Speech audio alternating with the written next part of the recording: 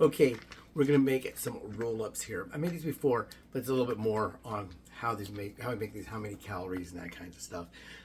It is almost Memorial Day, so a lot of people will be barbecuing. They won't be making things like roll-ups, but this is just something really quick you can make for a snack, for dinner, for lunch, for hors d'oeuvres, whatever you want to do.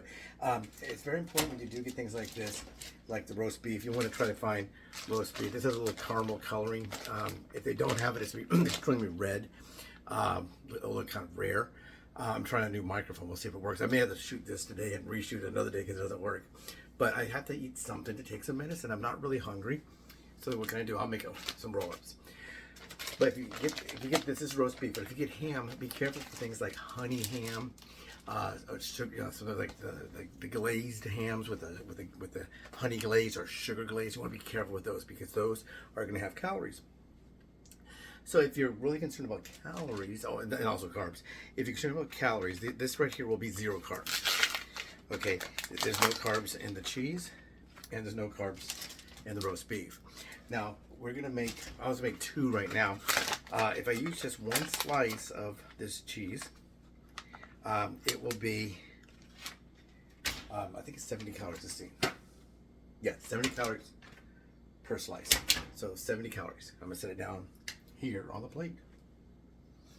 And then the roast beef will be, on this particular one, is 60 calories for 6 slices. So let's just make 2. We'll make one with 3, a roll up with 3 slices, and another roll up with 3 more. Yeah, so we got a total of 6 slices of roast beef now, and we have our cheese. So when we do this, if you use the block of cheese, you would cut the cheese off of there, and then put it there. But this here, you just fold in half.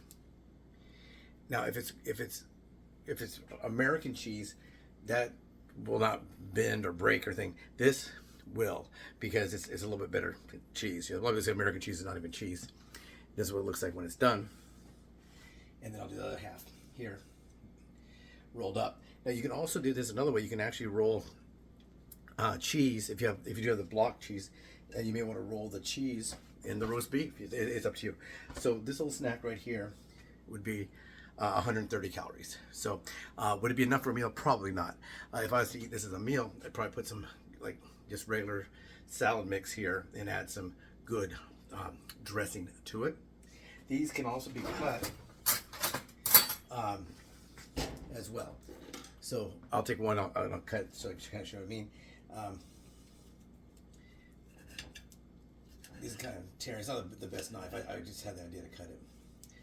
But you can kind of cut them like this and make little roll-ups, small roll-ups, and you could put like one of those little frilly toothpicks on there and put some mustard on a little bowl and serve them kind of as an hors d'oeuvre like that, or use it like this. Now 2 of these probably is not going to hold you over. You're probably going to need a little bit of something else. Maybe get some milk or something, or a little side dish. Maybe you want to get a tortilla, one of those low carb tortillas. People say I took a 0 carb tortilla. For me, I don't really think there's such a thing as a 0 carb tortilla for the most part, because what they do is they take the total carbs, they subtract this and subtract that and subtract that to get it down to 0. So for me, I don't really worry about that. Now when it comes to mustards and things like that, I just use like a regular plain mustard. This is it has 3 grams of sodium and no carbs and no calories. Now some of them, I do have another one in here in the refrigerator. It's a hot sweet mustard, and it does have whatever makes it hot, pepper, and sweet, which could be honey, I don't know. So what I would do at this point, I just pour a little bit of mustard on the plate. I don't think I've opened this one yet. Yeah, I did not. Just pop that off there.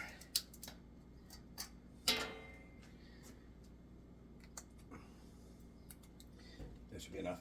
Yeah, so I just put this on top, and whatever brand of mustard you like. Some of the regular plain type mustards, I noticed that some of them do have something in there, um, like that does have some calories. I don't know if it has carbs, but so for us, like a spread for me, just a regular mustard, and like this, and then you just like dip these, and yum. So this is not a taste test Tuesday. Almost everybody knows what roast beef tastes like. I went to a party one time and they had, it wasn't a party, it was on set. And in the craft services they had tofu roll-ups, and there was like a chunk off of a block of tofu, it looks like. And they wrapped it in seaweed, and they wrapped that in like a wrap, or some of the wraps. It's really hot in here. Someone had the oven on. Thanks. But really, really hot in here. But yes, they would have that kind of roll up. Now these with all the fake hams and fake roast beef and all that. I'm sure they could do that too, or even with a veggie patty, a veggie burger patty. Cut those up, wrap it up in cheese or whatever. It will start melting the cheese, of course. That'll be more of a hot dish. But they had those made with, yeah, I didn't try one. They had tofu, and one of them had tofu with a vegan cheese, which might also be made of tofu, I don't know. And they wrapped that up that way. The wraps were vegan. The wrap material, the shell, whatever you want to call it, was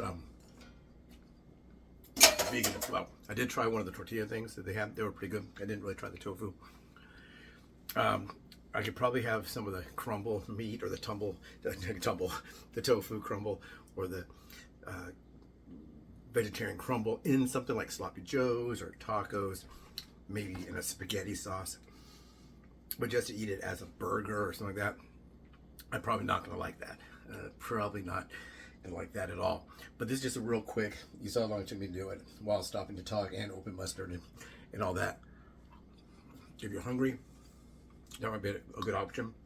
The meat, once again, some of the